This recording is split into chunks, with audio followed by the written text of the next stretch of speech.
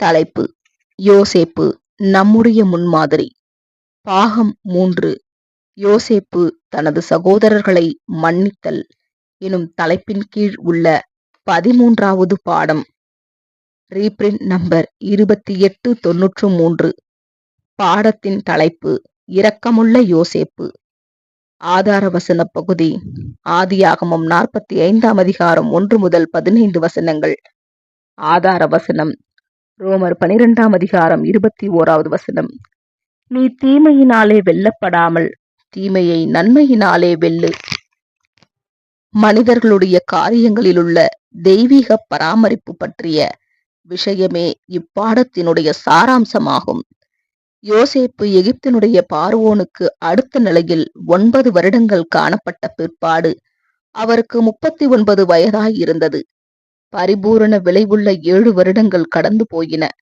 எகிப்தின் தானிய களஞ்சியங்களானது திரளான களஞ்சியங்களால் நிரம்பி இருந்தது மற்றும் உரைக்கப்பட்டபடி வந்திட்ட 7 வருட பஞ்ச காலத்தில் 2 வருடங்களும் கடந்து போய்விட்டன.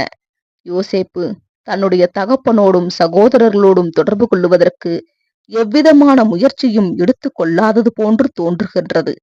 இதற்கு காரணம், அந்நாட்களில் தொடர்பு கொள்வதற்கான வழிமுறைகள் மிகவும் சிறிய அளவிலேயே இருந்ததினால் இருக்கலாம். இன்னுமாக தொடர்பு கொள்ள முற்படாததற்கு காரணம், யோசேப்பு சில வருடங்களாக தெய்வீக பராமரிப்பானது தனது காரியங்களை வழிநடத்தி கொண்டு வருகின்றது என்பதை உணர்ந்து கொண்டு வந்தார் என்றே நாம் மிக குறிப்பாய் எண்ணுகின்றோம். யோசேப்பு தன்னுடைய இளம் வயதில் தனக்கு வந்திட்ட சொப்பனங்களை நினைவில் வைத்திருந்தார் மற்றும் அவைகள் இப்பொழுது நிறைவேறி வருவதையும் அவரால் காண முடிந்தது. ஆகவே தன்னுடைய கட்டுப்பாட்டிற்கு அப்பாற்பட்டிருக்கும் அக்காரியத்தை யோசேப்பு தெய்வீக மேற்பார்வையின் கீழாகவே விட்டுவிட்டார். யோசேப்பு பஞ்சத்தை குறித்தும் அது எவ்வாறு பாலஸ்தீனியரையும் பாதிக்கும் என்பது குறித்தும், எவ்வாறாக தனது தகப்பனையும் சகோதரர்களையும் அவர்கள் குடும்பங்களையும் மந்தைகளையும் பாதிக்கும் என்பது குறித்தும் சிந்தித்திருப்பார் என்பதில் சந்தேகமே இல்லை.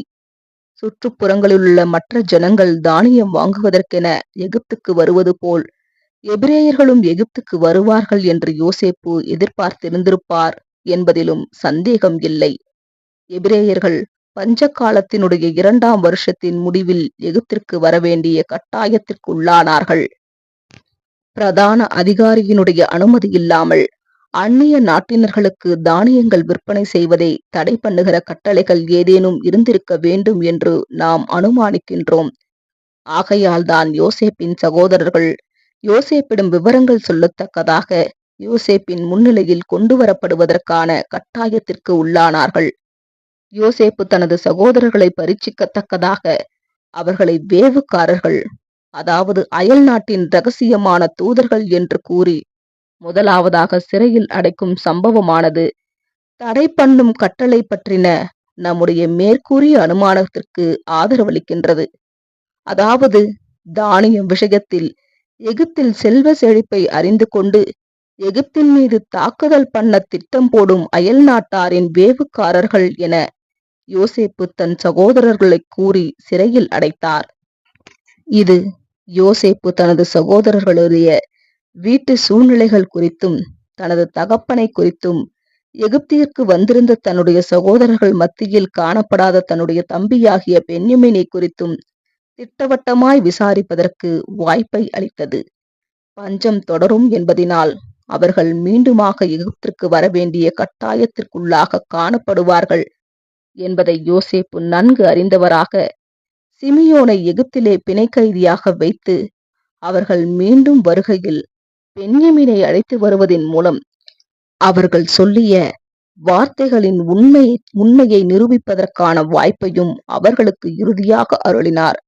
இந்த அனுபவங்களானது அந்த 10 சகோதரர்களுக்கும் வெளியேற பெற்ற படிப்பினையாக இருந்தது மற்றும் இந்த அனுபவங்களானது யோசேப்பின் விஷயத்தில் அவர்கள் கடந்த காலத்தில் செய்த தவறை அவர்களுடைய மனங்களுக்கு நினைப்பூட்டினது. ஏனெனில் தங்களுக்கான இந்த பிரச்சனையை தங்களுக்கான தண்டனை என அவர்கள் ஏற்றுக்கொண்டிருந்தனர். நம்முடைய சகோதரனுக்கு நாம் செய்த துரோகம் நம்மேல் சுமந்தது. அவன் நம்மை கெஞ்சி வேண்டிக் கொண்ட போது அவனுடைய மனவியாகுலத்தை நாம் கண்டும் அவனுக்கு செவிகொடாமற் போனோமே, ஆகையால் இந்த ஆபத்து நமக்கு நேரிட்டது என்று ஒருவரையொருவர் பார்த்து சொல்லிக் கொண்டார்கள். அப்பொழுது ரூபன் அவர்களை பார்த்து, இளைஞனுக்கு விரோதமாக பாவம் செய்யாதிருங்கள் என்று நான் உங்களுக்கு சொல்லவில்லையா? நீங்கள் கேளாமற் போனீர்கள். இப்பொழுது இதோ அவன் இரத்தப்பழி நம்மிடத்தில் வாங்கப்படுகிறது என்றான். யோசேப்பு தூபாசியைக் கொண்டு அவர்களிடத்தில் பேசினபடியினால் தாங்கள் சொன்னது அவனுக்கு தெரியும் என்று அறியாதிருந்தார்கள். ஆதியாகமம் 42 அதிகாரம் 21, 23 வசனங்கள். யோசேப்பு கடின இருதயம் உடையவர் அல்ல, மாறாக தன்னுடைய சகோதரர்களை நடத்தும் விஷயத்தில் ஞானமாய் நடந்து கொண்டார். எந்த ஒரு காரியத்தையும் கூட அவர் பழிவாங்கும் நோக்கத்திற்கு செய்யவில்லை. யோசேப்பு தேவனுடைய கண்ணோட்டத்தையே கொண்டிருந்தார். அதாவது தீமை செய்பவர்கள் பாவத்தினுடைய பாவத்தன்மையினை மனதில் முற்றிலுமாக உணர்ந்து கொள்ளத்தக்கதாக தீமை செய்தவர்கள் மீது கொஞ்சம் தண்டனை வருவது சரியானதே என்ற தேவனுடைய கண்ணோட்டத்தையே யோசேப்பும் கொண்டிருந்தார். இவ்வாறாகவே பிள்ளைகளுடைய பெற்றோர்களும் பாதுகாவலர்களும் பிள்ளைகள் தவறு செய்தமைக்காக நியாயமான மிதமான தண்டனையை அவர்களுக்கு கொடுக்கும் விஷயத்தில் பெற்றோர்கள் தங்களது அன்பும் அனுதாபமும் இடையூறாக இருந்திட அனுமதிக்க கூடாது. மாறாக யோசேப்பின் விஷயத்தில் காணப்பட்டது போலவே தண்டனை கொடுக்கும் விஷயமானது அனுதாபத்தினாலும் அன்பினாலும் தான் இயக்கப்பட வேண்டும். அதாவது சரியான வாய்ப்பையும் அதிக அளவிலான ஆசீர்வாதத்தையும் திட்டமிடுகிறதாகவே காணப்பட வேண்டும். அவர்களது தானியங்கள் தீர்ந்து போய் தானியம் தேவை என்ற நிலை வந்தபோது இரண்டாம் முறையாக தானியம் வாங்கத்தக்கதாக பென்யமீனை தன்னுடைய சகோதரர்களோடு கூட எகிப்துக்கு போக அனுமதிப்பதற்கு இறுதியில் யாக்கோபு ஒப்புக்கொண்டார். அதுவும் பென்யமீன் இல்லாமல் தான் வீடு திரும்புவதில்லை என்று யூதா வாக்களித்த பிற்பாடே பென்யமீனை அனுப்புவதற்கு யாக்கோபு சம்மதித்தார். யோசேப்பின் சகோதரர்கள் யோசேப்பினுடைய வீட்டிற்கு இரண்டாம் முறையாக வந்ததும் தாங்கள் முந்தின தருணத்தில் சொல்லியிருந்த பென்யமீனோடு வந்ததும் அவர்கள் மிகவும் கிருபையாய் உபசரிக்கப்படுவதற்கும் சிமியோன் விடுவிக்கப்படுவதற்கும் போதுமானதாய் இருந்தது. சகோதரர்கள் 11 பேரும் எதிர்பார்த்திராத விதத்தில் அதிபதியாகிய யோசேப்புடன் விருந்துண்ண வரவேற்கப்பட்டார்கள். சகோதரர்கள் அவரவர் வயதின்படியே பந்தியை சுற்றி ஏதோ ஒரு விதமான ஏற்பாட்டினால் அமர்த்தப்பட்டிருப்பதைக் கண்டு யோசேப்பின் சகோதரர்கள் ஆச்சரியம் அடைந்தனர். இன்னுமாக அதிபதியானவருடைய விசேஷித்த அக்கறைக்கான ஆதாரமாக பென்யமீனாகிய தங்களது இளைய சகோதரனுக்கு 5 மடங்கு போஜனத்தில் பங்குகள் கொடுக்கப்பட்டது நிமித்தமும் ஆச்சரியமடைந்தார்கள். தங்களுக்கு கிடைத்திட்ட இந்த அதிர்ஷ்டத்தை குறித்து அவர்கள் மகிழ்ந்திருக்க வேண்டும் என்பதில் சந்தேகமில்லை. அவர்கள் தங்கள் வீட்டை நோக்கி பிரயாணிக்க ஆயத்தமாகுகையில் பின்வருமாறு தங்களுக்குள்ளாக எண்ணி இருந்திருக்க வேண்டும் என்பதிலும் ஐயமில்லை. அதென்னவெனில், நாம் முந்தின முறை எகிப்துக்கு வந்திருக்கும் போது நமக்கு வந்த பிரச்சனைகளை நமக்கான தண்டனைகள் என்றும் அதை தேவனே அருளினார் என்றும் எண்ணினோம். ஆனால் நாம் ஒற்றர்களாக எண்ணப்பட்ட சம்பவம் தற்செயலாய் நடந்த ஒன்றுதான். பாருங்கள், நாம் இப்பொழுது செழித்தோங்குகிறோம். ஆனால் அவர்கள் கொஞ்சம் தூரம் போகுவதற்குள்ளாகவே அவர்களை அதிபதியின் ஊழியர்கள் தொடர்ந்து பிடித்தார்கள். அந்த ஊழியர்கள் திருட்டு நடந்துள்ளது என்றும் அதிபதியினுடைய விலையேறப்பெற்ற வெள்ளி பாத்திரம், அதாவது எகிப்தியர்களால் புனிதமான பாத்திரம் என்று அழைக்கப்படும் வெள்ளி பாத்திரம் காணவில்லை என்றும் அவர்களுக்கு அறிவித்தார்கள். யோசேப்பின் சகோதரர்கள் தாங்கள் குற்றமற்றவர்கள் என்றும் தாங்கள் அப்படியான காரியங்களை செய்யும் மனிதர்கள் அல்ல என்றும் தாங்கள் முற்றிலுமாக பரிசோதனை பண்ணப்படலாம் என்றும் கூறினார்கள். ஒவ்வொருவரின் சாக்குகளும் ஒன்றன் பின் ஒன்றாக பரிசோதிக்கப்பட்டு இறுதியில் பாத்திரமானது பென்யமீனுடைய சாக்கில் கண்டுபிடிக்கப்பட்டது. கொஞ்சம் முன்பு மகிழ்ந்திருந்த யோசேப்பின் சகோதரர்கள் இப்பொழுது தாங்கள் சமீபத்தில் அனுபவித்த உபசரிப்புகளை கொடுத்திட்ட எகிப்தின் அதிபதியினிடத்திற்கு கைதிகளாக திரும்ப கொண்டு வரப்பட்டார்கள். அநேகமாக அவர்கள் மீண்டுமாக யோசேப்பினுடைய காரியத்தை நினைவு கூர்ந்து நாம் கடந்து போய்விட்டது என்று எண்ணின பொல்லாப்பு நம்மை இன்னமும் தொடர்ந்து கொண்டிருக்கின்றது என தங்களுக்குள்ளாக சொல்லி இருந்திருக்க வேண்டும். இது நேர்மையினுடைய முக்கியத்துவத்தையும், நீதியின் உருளை சக்கரங்கள் சில சமயம் மெதுவாக அரைத்திட்டாலும் அது நிச்சயமாகவும் நன்கும் அரைக்கும் என்ற கருத்தையும் அவர்களது மனதில் பதிய வைத்திட உதவும் நல்ல படிப்பினையாக காணப்பட்டது என்பதில் ஐயமில்லை. பென்யமீன் தன் சகோதரர்களோடு சேர்ந்து தான் பாத்திரத்தை திருடவில்லை என்று மறுத்தார். மற்ற சகோதரர்கள் பென்யமீன் கூறினதை நம்பினார்களோ இல்லையோ, பென்யமீன் மீது விசேஷமாய் பழி சுமத்தாதபடிக்கு பெருந்தன்மையுடன் பழியை அனைவரும் பகிர்ந்து கொண்டார்கள். சகோதரர்கள் அனைவரின் சார்பிலும் யூதா பின்வருமாறு பேசினார்: என் ஆண்டவனாகிய உம்மிடத்தில் நாங்கள் என்ன சொல்லுவோம்? என்னத்தை பேசுவோம்? எதினாலே எங்கள் நீதியை விளங்க பண்ணுவோம்? உம்முடைய அடியாரின் அக்கிரமத்தை தேவன் விளங்க பண்ணினார். பாத்திரத்தை வைத்திருக்கிறவனும் நாங்களும் என் ஆண்டவனுக்கு அடிமைகள். தங்களுடைய அக்கிரமத்தின் விவரத்தை பற்றி அவர்கள் யோசேப்பிற்கு விவரித்து கூறவில்லை என்றாலும், தங்களது அக்கிரமம் என்ன என்பது பற்றி அவர்கள் தங்கள் மனதில் நன்கு அறிந்திருந்தனர். தன்னிடத்தில் தனது சகோதரர்கள் காண்பித்திருந்த அதே பொல்லாப்பான மற்றும் பொறாமையான பண்புகளை அவர்கள் இன்னமும் எவ்வளவு கொண்டிருக்கின்றனர் என்பதை யோசேப்பு அறிய விரும்பி, மற்றவர்கள் அனைவரும் போய்விடலாம் என்றும், பென்யமீனை மாத்திரம் தாம் அடிமையாக வைத்துக் கொள்ளப் போகின்றார் என்றும் அறிவித்தார். யோசேப்பினுடைய தந்திரம் பலித்தது மற்றும் இடைப்பட்ட காலகட்டத்தில் அவருடைய சகோதரர்கள் பாடங்களை கற்றுக்கொண்டுள்ளனர் என்றும், குணலட்சணங்களை வளர்த்தியுள்ளனர் என்றும், இதனால் அவர்கள் இப்பொழுது தங்களுடைய தகப்பனுக்காகவும் அவர்களில் ஒருவர் மற்றொருவருக்காகவும் அனுதாபம் கொண்டுள்ளனர் என்றும் உள்ள உண்மையும் வெளியானது. யோசேப்பின் விஷயத்தில் அவர்கள் கொண்டிருந்த தவறான நடக்கையானது தொடரப்படாமல், மாறாக அதை குறித்து அவர்கள் மன வருத்தமே அடைந்திருந்தனர். யூதா சூழ்நிலைகள் அனைத்தையும் யோசேப்பிற்கு தூபாசியின் வாயிலாக, மொழிபெயர்ப்பாளரின் வாயிலாக விவரித்தார்.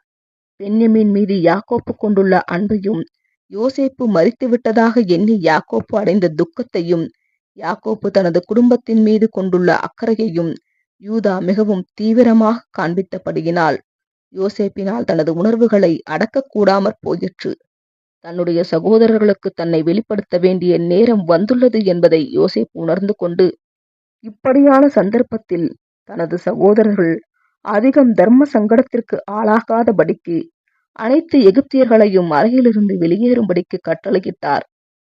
பின்னர் தான் அவர்களது சகோதரனாகிய யோசேப்பு என்று சுருக்கமாகவும் அனுதாபத்துடனும் அன்புடனும் அவர்களுக்கு விளக்கினார். தாங்கள் ஒருவேளை யோசேப்பு காணப்படும் அதிகாரமுள்ள ஸ்தானத்தில் இருந்திருந்தால், தங்களுக்கு எதிராக தீமை செய்திருக்கும் ஒருவரை தாங்கள் எவ்வாறு பழிவாங்க நாடியிருப்பார்கள் என்பதை யோசேப்பின் சகோதரர்கள் எண்ணி பார்த்தபோது அவர்கள் கலக்கமடைந்தனர். ஆனால் யோசேப்போ அவர்களுக்கு எதிராக தான் எவ்விதமான இரக்கமற்ற உணர்வுகளை கொண்டிருக்கவில்லை என்றும், அவர்களிடத்தில் தான் இரக்கமாய் இருக்கின்றார் என்றும், மன்னித்து விட்டார் என்றும் அவர்களை சீக்கிரமாய் நம்ப வைத்தார்.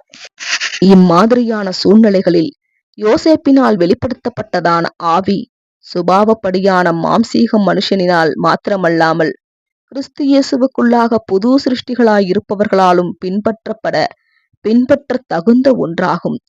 இம்மாதிரியான காரியங்களில் பரந்த மனப்பான்மை உள்ளவர்களாகவும், அன்பானவர்களாகவும், மன்னிக்கிறவர்களாகவும் கர்த்தருடைய ஜனங்கள் இருப்பதற்கு பதிலாக குறுகிய மனப்பான்மை உடையவர்களாக இருப்பதை அடிக்கடி காண்கிறோம்.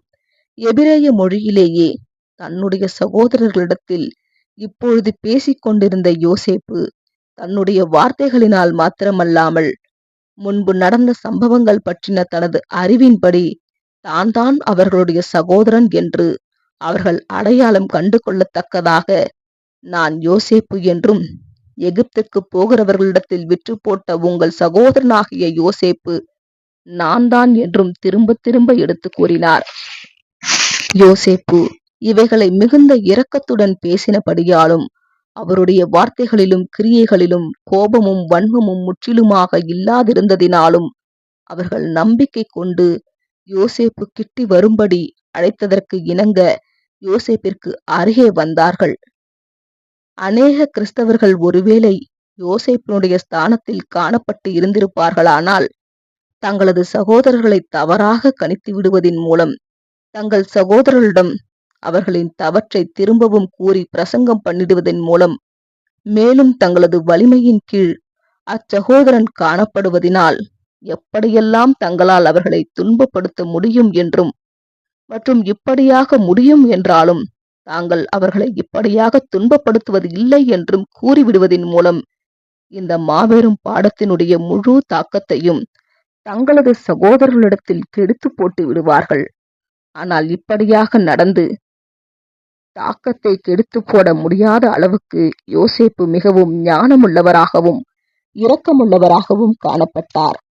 இப்படியாக நடந்து கொள்ளாமல் மாறாக என்னை இவ்விடத்தில் வரும்படி விற்று போட்டதினால் நீங்கள் சஞ்சலப்பட வேண்டாம், அது உங்களுக்கு விசனமாய் இருக்கவும் வேண்டாம் என்றே யோசேப்பு கூறினார்.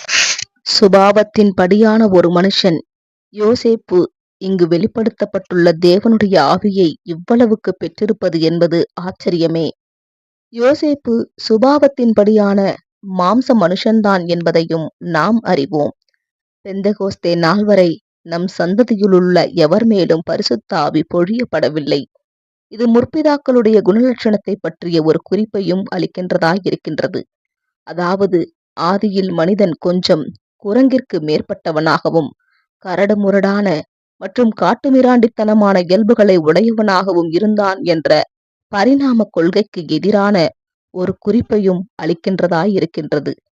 ஜீவரட்சணை செய்யும்படிக்கு தேவன் என்னை உங்களுக்கு முன்னே அனுப்பினார் என்ற சொற்ப வார்த்தைகளின் மூலம் யோசேப்பு ஒரு மாபெரும் பிரசங்கத்தை தன்னுடைய சகோதரர்களுக்கு பண்ணினார். அதாவது, நீங்கள் செய்திட்ட தவறான காரியத்தை தேவன் இவ்விதமாய் நன்மைக்கு ஏதுவாக மாற்றி போட்டு அதிலிருந்து ஆசீர்வாதத்தை கொண்டு வந்தார். இப்படியாக காரியங்களை தான் புரிந்து கொள்வதற்கு அவர்கள்தான் காரணம் என்று யோசேப்பு தெரிவித்தார். அவர்களது செய்கைகளை கர்த்தர் நன்மைக்கு ஏதுவாக மாற்றி போட்டார் என்பதினால் அவர்களது செய்கை நடக்கை சரியானது அல்லது ஏற்றது ஆகாது. கர்த்தர் அவர்களது செயல்களை நன்மைக்கு ஏதுவாக மாற்றி போட்ட காரியமானது யோசேப்பு மீதும் யாக்கோப்பின் வீட்டார் மீதுமான தெய்வீக வல்லமையே, தெய்வீக ஞானமே, தெய்வீக பராமரிப்பே அனைத்து காரியங்களையும், அதாவது தீமையான விஷயங்களையும் தெய்வீக திட்டத்திற்கு இசைவாய் நன்மைக்கு ஏதுவாய் மாற்றி போட்டுள்ளது என்பதை மாத்திரம் நிரூபிக்கின்றதாய் இருக்கின்றது. சகோதரர்களுடைய இந்த அனுபவங்கள் வாயிலாகவும் யோசேப்பின் சிறிய பிரசங்கத்தின் வாயிலாகவும் யோசேப்பின் சகோதரர்களுக்கு கிடைத்திட்ட படிப்பினையானது அச்சகோதரர்களுக்கு எத்துணை மாபெரும் படிப்பினையாகவும் மனதிலிருந்து மாறவே செய்யாததாகவும் எவ்வளவாய் காணப்பட்டது என்பதை நம்மால் சொல்ல இயலாது. ஆனால் நமக்கு எதிராய் வேண்டுமென்றே பாவம் செய்தவர்களிடத்தில் இரக்கம் காட்டுதல் தொடர்புடைய விஷயத்தில் தேவனுடைய ஜனங்கள் அனைவருக்கும் இங்கு மாபெரும் படிப்பினை உள்ளது. இன்னுமாக நம்முடைய ஜீவியத்தின் காரியங்கள் தொடர்புடைய விஷயத்தில் உள்ள தெய்வீக பராமரிப்பை கவனித்தல் மற்றும் கண்டுபிடித்தல் பற்றின மாபெரும் படிப்பினையும் இங்குள்ளது. நாம் தெய்வீக பராமரிப்புகளை கவனிக்கிறவர்களாக மாத்திரம் இராமல் உன் வழிகளிலெல்லாம் அவரை நினைத்துக்கொள் என்று சொல்லப்பட்டிருக்கிறது போன்று தெய்வீக பராமரிப்பின் மீது நம்பிக்கையும் வைக்க வேண்டும். நீதிமொழிகள் 3ஆம் அதிகாரம் 6ஆம் வசனம்.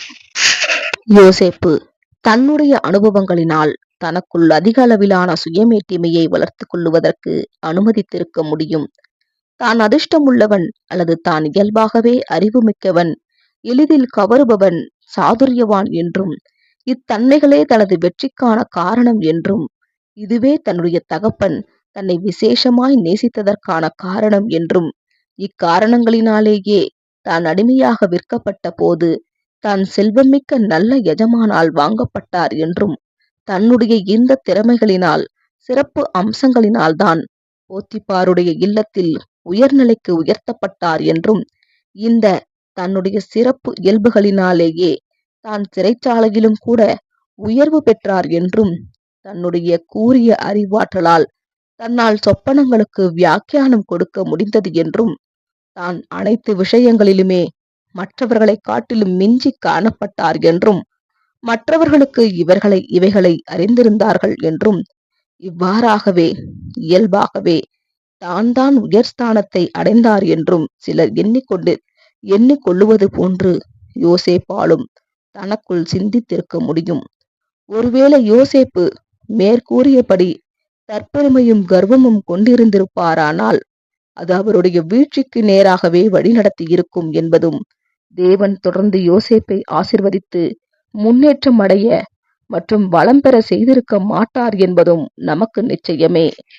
இன்னுமாக ஒருவேளை மேற்கூறியபடி யோசேப்பு பெருமை மற்றும் தற்பெருமையின் ஆவியை வளர்த்தி இருப்பாரானால் அவருடைய சகோதரர்களிடத்திலான நடவடிக்கையானது பதிவு செய்யப்பட்டுள்ள காரியங்களிலிருந்து முற்றிலும் வேறுபட்டதாகவே இருந்திருக்கும் என்பதிலும் நமக்கு நிச்சயமே. அவர் மேற்கூறிய பெருமையின் ஆவியை ஒருவேளை கொண்டிருந்திருப்பாரானால் தனது சகோதரர்களிடம் தனது அதிகாரத்தை விளங்க பண்ணுவதற்கென தன்னை குறித்து அவர்களிடத்தில் பெருமை அடித்துக் கொண்டு அவர்களை மோசமாய் நடத்தி தன்னை ஓர் அற்ப மனுஷனாக காண்பித்திருப்பார். அதாவது யோசேப்பினுடைய சரியான நடத்தையானது அவரை ஒரு மாபெரும் மனிதனாக காண்பித்தது. ஆனால் அவர் ஒருவேளை பெருமை அடித்துக் கொண்டிருந்திருப்பாரானால் அவர் தன்னை வெகு அற்பத்தனமான மனிதனாக வெளிப்படுத்தி இருந்திருப்பார்.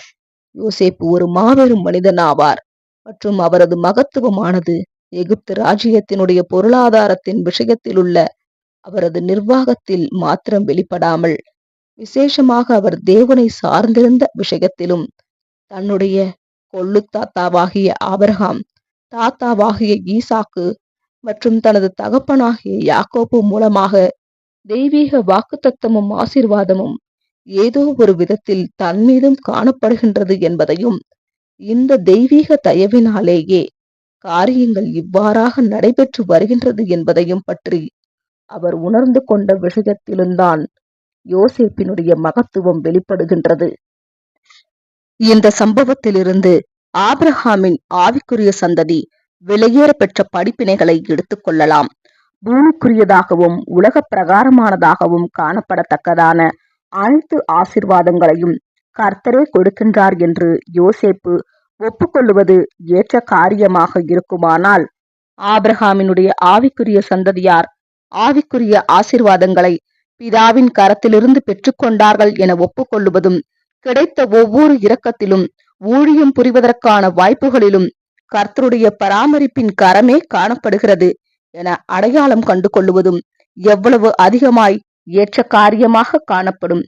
இந்த ஆவிக்குரிய சந்ததியினர் அது கர்த்தராலே ஆயிற்று, அது நம்முடைய கண்களுக்கு ஆச்சரியமாயிருக்கிறது என்று ஒப்புக்கொள்ளுவதற்கும் இதை உணர்ந்து கொள்ளுவதற்கும் எப்போதும் விழிப்பாய் காணப்படுவார்கள்.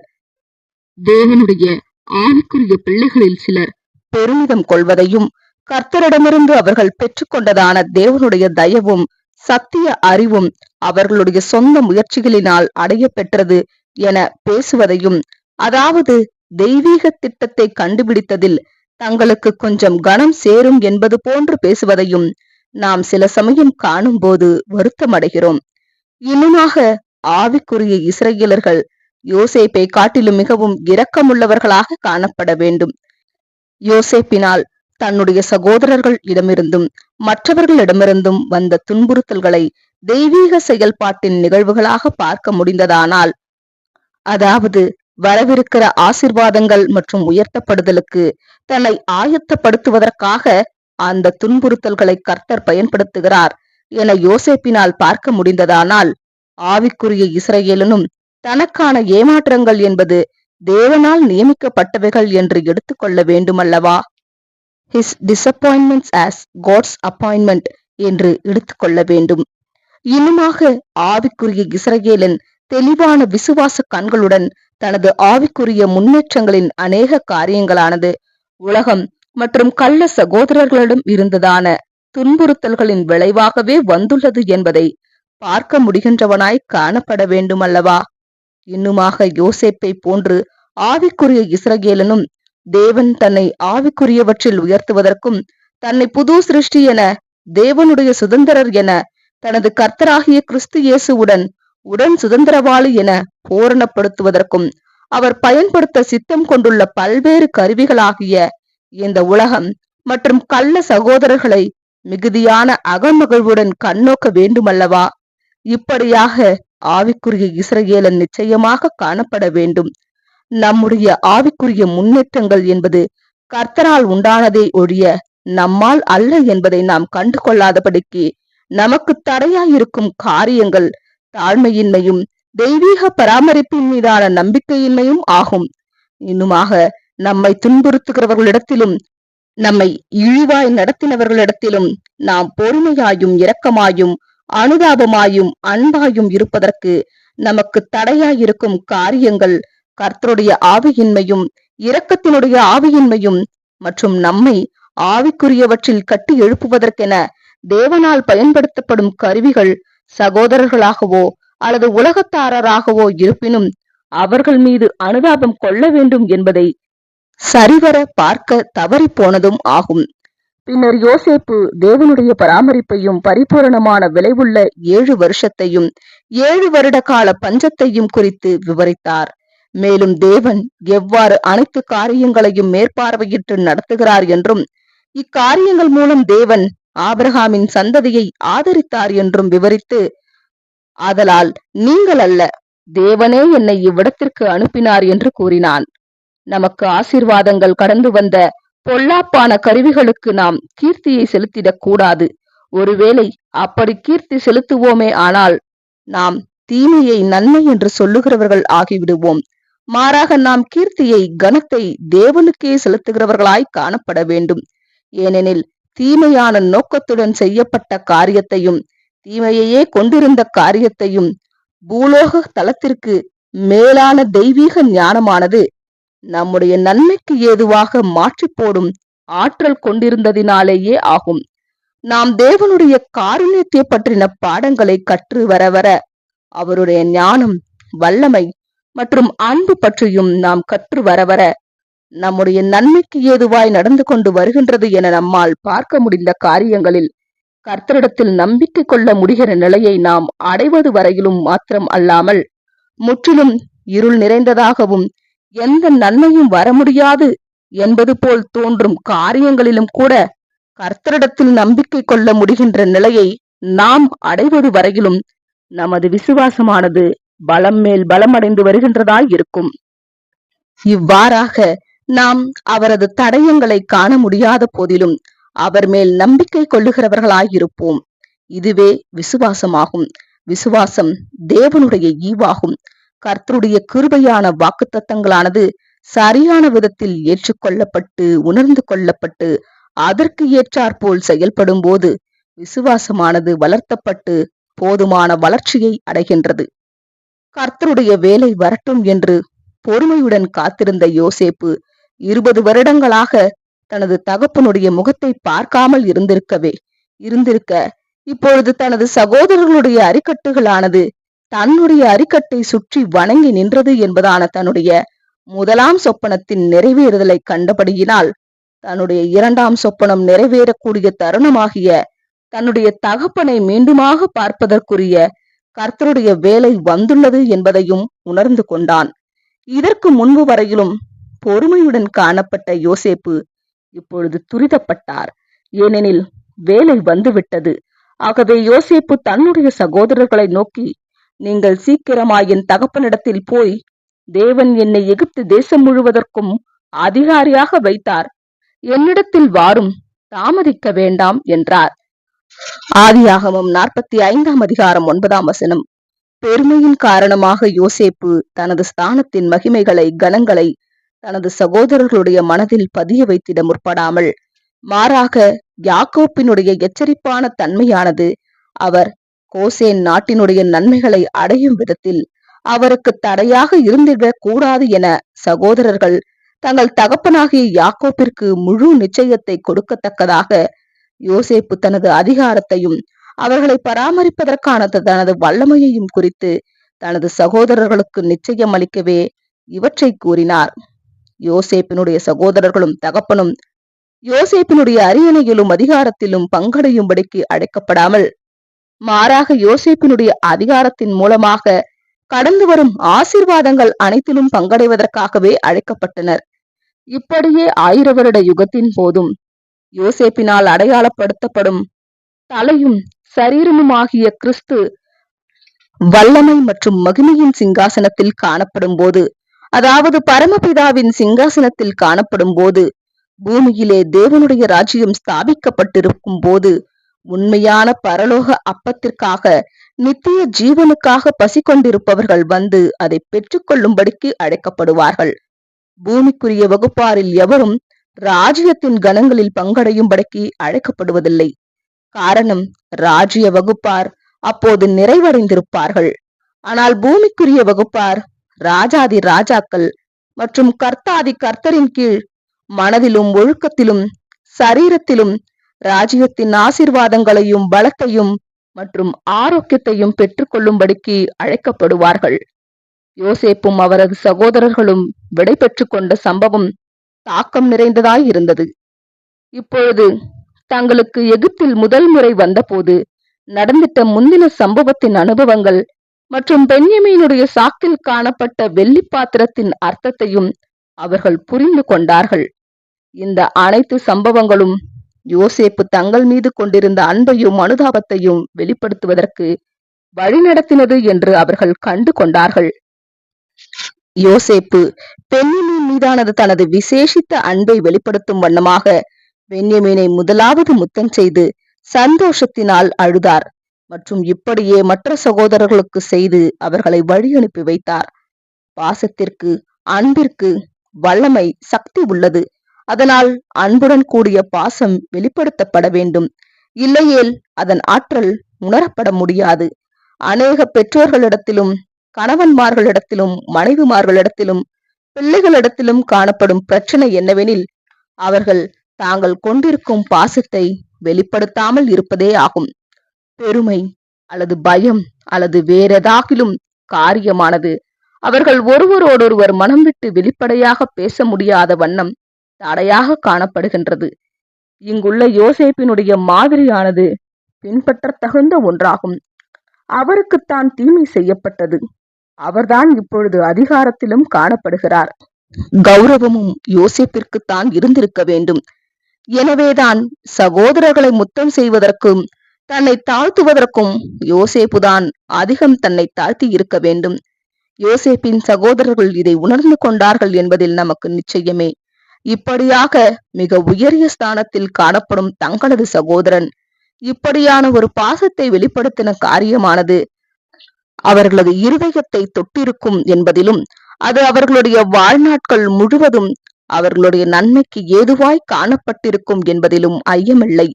இப்படியாகவே நமது நண்பர்கள் மற்றும் உறவினர்கள் விஷயத்திலும் நமது அன்பையும் இரக்கமான உணர்வுகளையும் வெளிப்படுத்தும் போது, இதனால் அவர்களும் அன்பை பரிமாறிக்கொள்வதோடு மாத்திரமல்லாமல் இதனால் அவர்களுக்கும் நன்மை உண்டாகுகின்றது. நமது பாசத்தை நாம் அடக்கிக் கொள்ளுவோமே ஆனால் அன்பில் உணர்வுகளற்ற நிலைமையே காணப்படும். மற்றும் அன்பில் இப்படியான உணர்வற்ற நிலைமை என்பது மற்றவர்களை பாதிப்பதோடு அல்லாமல் நம்மையும் பாதிக்கின்றதாய் இருக்கும். அதாவது ஜீவியத்தினுடைய மகிழ்ச்சியின் ஊற்றுகள் அனைத்தையும் அழித்து போடுகின்றதாய் இருக்கும். நீ நன்மையினாலே வெல்லப்படாமல் தீமையை நன்மையினாலே வெல்லு என்ற வசனத்தை நினைவில் கொள்ளுவோமாக. ரோமர் 12ஆம் அதிகாரம் 21வது வசனம். இந்த ஆலோசனைக்கு யோசேப்பு மாதிரியாக விளங்குகின்றார். யோசேப்பு தன்னுடைய சகோதரர்களுடைய பொல்லாப்பான நடக்கை தன்னை மேற்கொள்ளுவதற்கும் தன்னை பொல்லாதவனாகவும் கசப்புடையவனாகவும் மாற்றுவதற்கும் அனுமதியாமல் இருந்தது மாத்திரமல்லாமல், இன்னுமாக தன்னுடைய அன்பினாலும் தன்னுடைய இரக்கத்தினாலும் தனது பரிவினாலும் தனது பெருந்தன்மையினாலும் அவர்களது தீமையான தன்மைகளையும் சுபாவங்களையும் மேற்கொண்டார். மற்றும் அதனால் ஏற்பட்டதான தாக்கம் அவர்களுடைய வாழ்நாள் முழுவதும் நன்மைக்கு ஏதுவாகவே அமைந்தது. இப்படியான ஒரு நம்பிக்கை கொண்டிருப்பது யோசேப்பை காட்டிலும் அதிகம் நமக்கே கடமையாய் உள்ளது. யோசேப்பு இதை எவ்விதமான புறந்தூண்டுதலும் இல்லாமல் இயல்பாகவே செய்தார். நமக்கு நமது கர்த்தர் மற்றும் அவருடைய அப்போஸ்தலர்களுடைய மாதிரியும் கட்டளைகளும் போதனைகளும் மற்றும் பரிசுத்தத்தின் ஆவியினுடைய ஜெனிப்பித்தலும் காணப்படுகிறது. நீங்கள் எப்படிப்பட்ட பரிசுத்த நடக்கையும் தேவபக்தியும் உள்ளவர்களாய் இருக்க வேண்டும். 2 பேதுரு 3ஆம் அதிகாரம் 11வது வசனம். ஆமேன்.